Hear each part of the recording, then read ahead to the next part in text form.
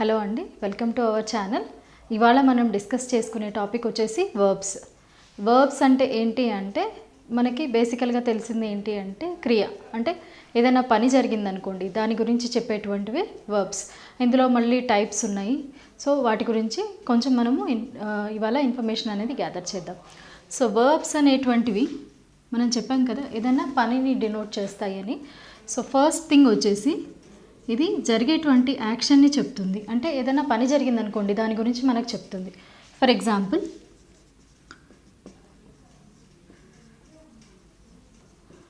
I bought a car.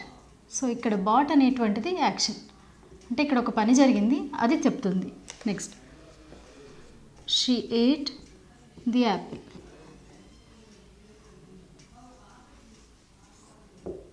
అంటే ate అనేటువంటిది ఇక్కడ పని, యాక్షన్. సో నెక్స్ట్,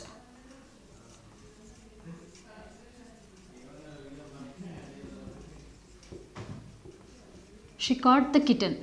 కాట్ అంటే కాట్ అనేటువంటిది ఒక ఇక్కడ జరిగినటువంటి పని. సో బేసికలీ ఈ వర్డ్స్ అన్నీ మీరు చూసినట్లయితే these are denoting the action, అంటే ఇవి మనకు అక్కడ జరిగినటువంటి యాక్షన్ని తెలియజేస్తున్నాయి. సో ఇందులో ఇంకొకటి ఉంటుంది, that is state of being అనమాట. అంటే ఉండడాన్ని, బీయింగ్ని తెలియజేస్తుంది.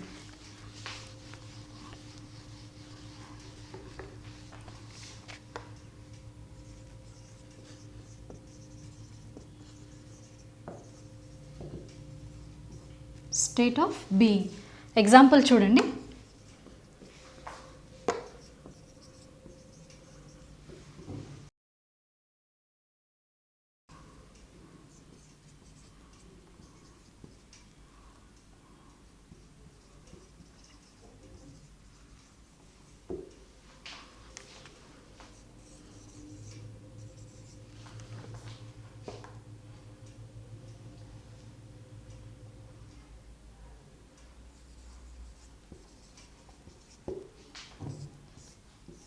చూడండి ఈ ఎగ్జాంపుల్స్ అన్నిట్లో మనం చూసినట్లయితే కనుక ఇక్కడ స్టేట్ ఆఫ్ బీయింగ్ని చెప్పేటువంటి వర్డ్స్, అఫ్ కోర్స్ ఇవి చాలా చిన్న words but very important words అనమాట. సో వాజ్, ఈజ్, ఆర్, ఈ మూడు అంటే స్టేట్ ఆఫ్ బీయింగ్. ఇక్కడ చూడండి, షీ వాజ్ దేర్ అంటే ఆమె అక్కడ ఉంది, అక్కడ ఎట్లాంటి పని జరగట్లేదు, ఎట్లాంటి యాక్షన్ జరగట్లేదు, but it is showing the state అనమాట. ఆమె అక్కడ ఉంది అనేటువంటిది మనకు తెలియజేస్తుంది. He is in the room, అతను ఆ రూమ్లో ఉన్నాడు. ఈవెన్ దెన్ యాక్షన్ అనేది జరగట్లేదు బట్ స్టిల్ స్టేట్ ఆఫ్ బీయింగ్ని చెప్తుంది. దే ఆర్ హియర్, వాళ్ళు ఇక్కడ ఉన్నారు. అంటే ఇవన్నీ కూడా అంటే స్టేట్ ఆఫ్ బీయింగ్ని చెప్పేటువంటివి ఈ వర్డ్స్ అనమాట. సో వీటి గురించి నేను తర్వాత చెప్పినప్పుడు మీకు ఎక్స్ప్లెయిన్ చేస్తాను వీటిని అసలు ఏమంటారు అనేటువంటిది. నెక్స్ట్, మనకి వర్బ్ అనేటువంటిది ఇంకొక దాన్ని కూడా తెలియజేస్తుందండి. అదేంటి అంటే పొసెషన్, అంటే నాది అని చెప్పడము. తర్వాత suffering, possession and suffering.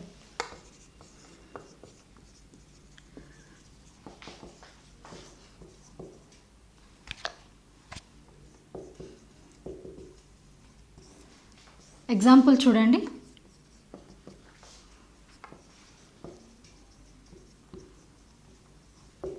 She has a long hair. I have 2 cars.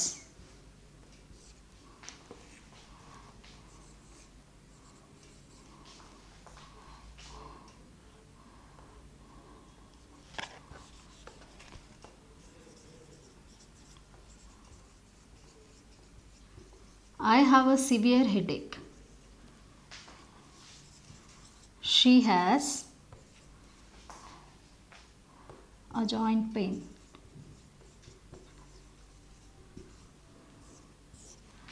చూడండి ఇక్కడ ఏదైతే ఫస్ట్ సెంటెన్స్ ఉందో, she has a long hair అంటే ఆమెకి లాంగ్ హెయిర్ ఉంది, అంటే ఇట్స్ లైక్ అ పొసెషన్. ఆమె దాన్ని ఓన్ చేస్తుంది అన్న ఉద్దేశం. ఐ హ్యావ్ 2 cars, ఇక్కడ కూడా హ్యావ్ అనేటువంటిది ఏంటి అంటే పొసెషన్ చెప్తుంది. అంటే నాకు 2 కార్లు ఉన్నాయి, అంటే ఆ cars it belongs to me అనేది ఉన్నటువంటి పొసిషన్ని నేను చెప్తున్నాను. Next, I have a severe headache, నాకు చాలా తలనొప్పిగా ఉంది, ఇట్స్ లైక్ అ సఫరింగ్ కదా. నెక్స్ట్ సెంటెన్స్ కూడా she has a joint pain, ఆమెకి జాయింట్ పెయిన్ ఉంది, even this is like a suffering.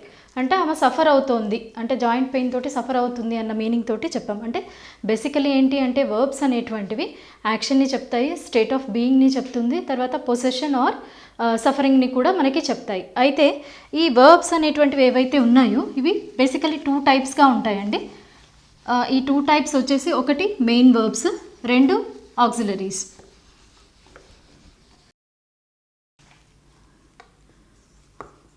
So first మనము మెయిన్ వర్బ్స్ అంటే ఏంటి చూద్దాం. మెయిన్ వర్బ్స్ అంటే ఏంటి అంటే మనము మెయిన్ అని చెప్తున్నాం కదా, అంటే ఆ సెంటెన్స్కి అది చాలా ఇంపార్టెంట్. అంటే it is always the main verb in the sentence. అంటే అవి ఎప్పుడు మెయిన్ వర్బ్స్గానే ఉంటాయి అన్నమాట. బేసికలీ ఇవన్నీ యాక్షన్స్ ఉంటాయి, యాక్షన్ వర్డ్సే ఉంటాయి అన్నమాట. సో ఈ మెయిన్ వర్బ్స్ ఏవైతే ఉన్నాయో అవి వచ్చేసి అంటే యాక్షన్ జరిగే విధానాన్ని బట్టి మళ్ళీ 2 రకాలుగా డివైడ్ అయి ఉన్నాయి. సో అవి ఏంటి అంటే transitive and intransitive.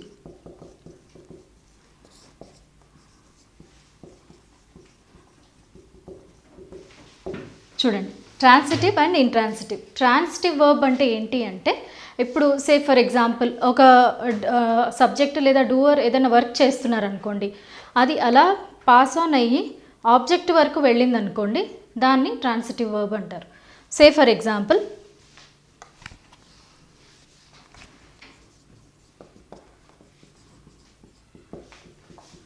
Ravi పుష్ట్ Gita.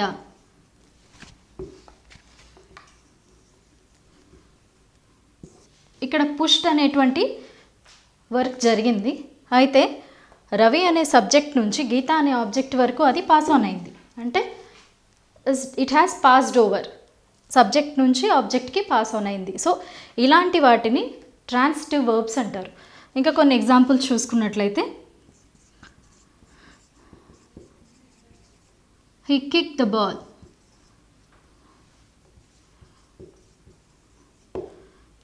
So ఈ వర్క్ అనేటువంటిది ఈ సబ్జెక్ట్ నుంచి ఈ ఆబ్జెక్ట్ వరకు పాస్ ఆన్ అయింది.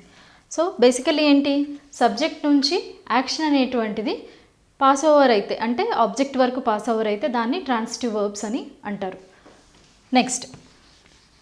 నెక్స్ట్ ఉన్నటువంటిది మనకి వర్బ్ టైప్, ఇందులో మెయిన్ వర్బ్స్లో ఇంట్రాన్సిటివ్ వర్బ్. అయితే ఇంకొకటండి, ఈ ట్రాన్సిటివ్ వర్బ్స్లో యాక్చువల్లీ ఒక్కొక్కసారి ఒకటి కన్నా ఎక్కువ ఆబ్జెక్ట్స్ వస్తాయి అన్నమాట. సో ఇప్పుడు మనము ఇందాక చూసినటువంటిది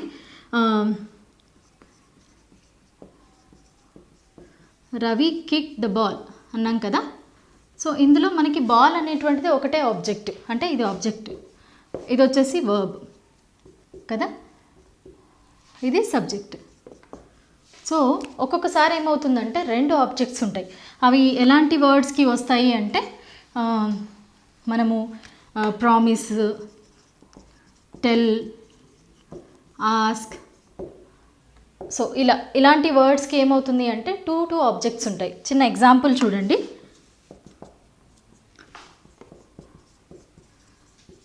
he told me a story. ఇక్కడ మీరు గమనించినట్లయితే టోల్డ్ ఈజ్ ద వర్బ్, ఇది వర్బ్.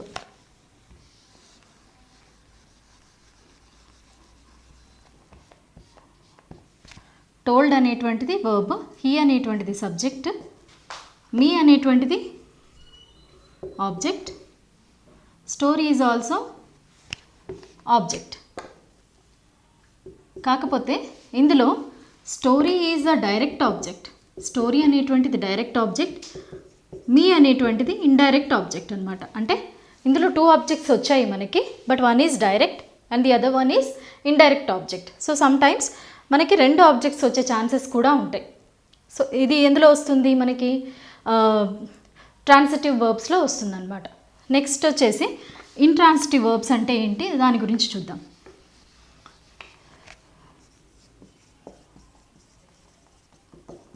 ఇంట్రాన్సిటివ్ వర్బ్ అంటే సింపుల్ అండి. మనం ఇందాక యాక్షన్ పాస్ ఆన్ అయితే అంటే subject to object pass on అయితే, పాస్ ఓవర్ అయితే అని చెప్పాం కదా. సో ఇక్కడ ఏంటి అంటే ఆబ్జెక్ట్కి మన యాక్షన్ అనేటువంటిది పాస్ ఆన్ అవ్వదు. Say for example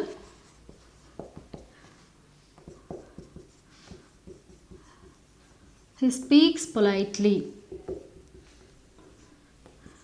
she smiles loudly. ఇక్కడ చూడండి, స్పీక్స్ అనేటువంటిది ఇవి 2 వర్బ్స్, స్పీక్స్ అండ్ స్మైల్స్. కానీ మీరు ఇక్కడ చూసినట్లయితే ఆ యాక్షన్ అనేటువంటిది అక్కడే ఉంటుంది, అంటే సబ్జెక్ట్ దగ్గరే ఉంటుంది, కానీ అక్కడ ఆబ్జెక్ట్కి పాస్ ఆన్ అవ్వట్లేదు. సో సింపుల్గా ఇలాంటి వాటిని మనము ఇంట్రాన్సిటివ్ వర్బ్స్ అని అంటాం అన్నమాట.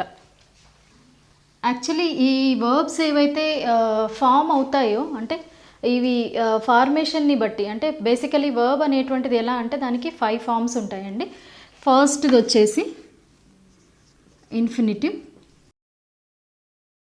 సెకండ్ వచ్చేసి ప్రెజెంట్, థర్డ్ వచ్చేసి past, fourth one is past participle, fifth one is ING form. అంటే ఏ వర్డ్ అయినా సరే ఇలా ఉంటుంది. సో ఇన్ఫినిటివ్ ఫామ్ అంటే ఏంటి అంటే it is a base of the word అనమాట. సే ఫర్ ఎగ్జాంపుల్ నేను కుక్ అనే వర్డ్ని తీసుకున్నాను అనుకోండి, ఇన్ఫినిటివ్ దానికి టు కుక్ అని ఉంటుంది. ప్రజెంట్లో cook or cooks depending on the noun. Next పాస్ట్లో అదేమవుతుంది, కుక్డ్. నెక్స్ట్ పాస్ట్ పార్టిసిపుల్లో కూడా it will become cooked. ING form add చేసినప్పుడు కుకింగ్ అవుతుంది. సో ఇలా మనకి ప్రతి వర్బ్కి వచ్చేసి 5 ఫామ్స్ అనేటువంటివి ఉంటాయి. అయితే ఈ ఏదైతే దాని past forms past participle forms అంటే ఫామ్ అవుతాయో ఆ విధానాన్ని బట్టి, అంటే ఇప్పుడు మనం ట్రాన్సిటివ్ ఇంట్రాన్సిటివ్ అంటే బేస్డ్ ఆన్ ది యాక్షన్ చెప్పాం కదా, అలా కాకుండా అంటే based on the writing or based on the words, again 2 types అనమాట. ఏవైతే మెయిన్ వర్బ్స్ ఉన్నాయో అవి ఏంటి అంటే regular verbs and irregular verbs.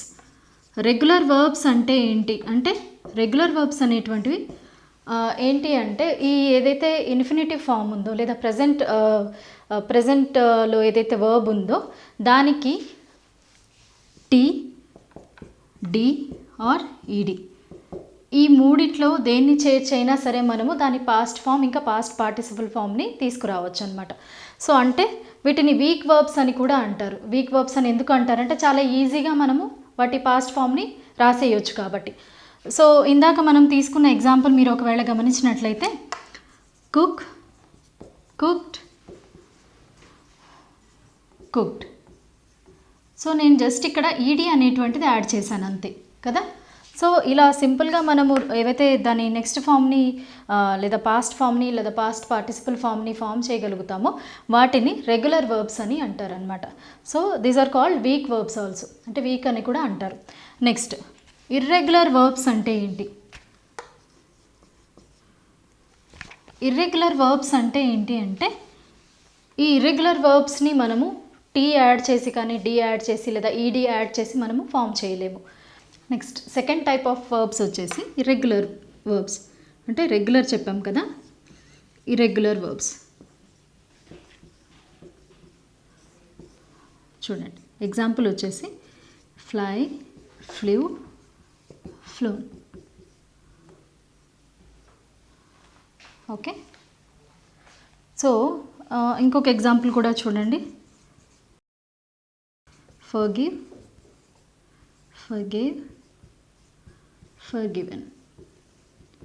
So ఇందులో మీకు వచ్చేసి ఎక్కడా కూడా ఈ డి కానీ టీ కానీ ఉండట్లేదు. సో ఇలాంటి వాటిని ఇర్రెగ్యులర్ వర్బ్స్ అని అంటారనమాట. సో నెక్స్ట్ అంటే ఇది మెయిన్ వర్బ్స్ గురించి. నెక్స్ట్ మనము ఆక్సిలరీస్ అని చెప్పాం కదా, సెకండ్ టైప్ వచ్చేసి auxiliaries.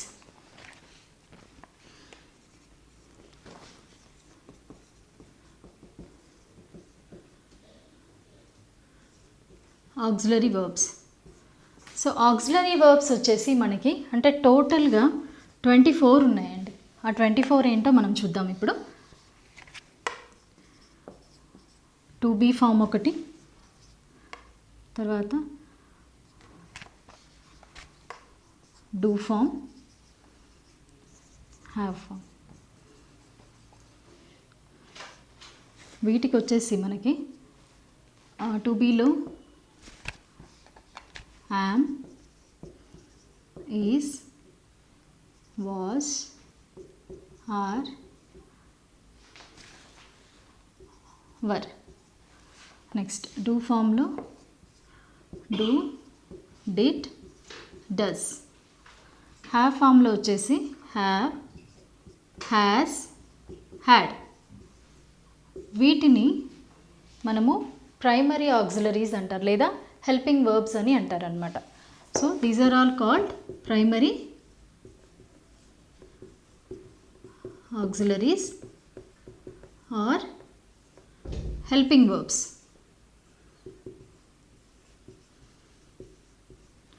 Next, can, could, will, would, shall, should, may, might, must,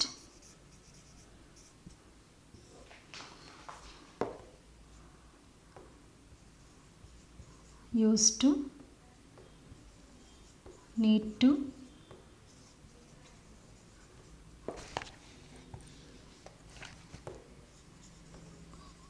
ought to,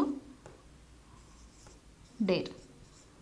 so వీటిని వచ్చేసి మోడల్స్ అంటారండి. సో బేసికలీ ఏంటి అంటే ఆక్సిలరీ వర్బ్స్ మనకి టోటల్గా 24 ఉంటాయి. అందులో మళ్ళీ మనకి హెల్పింగ్ వర్బ్స్ అని మోడల్స్ అని ఇలా డివైడ్ చేసి ఉంటుంది. సో మీకు వీటి గురించి డీటెయిల్డ్ ఎక్స్ప్లెనేషన్ మీకు నెక్స్ట్ క్లాస్లో నేను ఇస్తాను.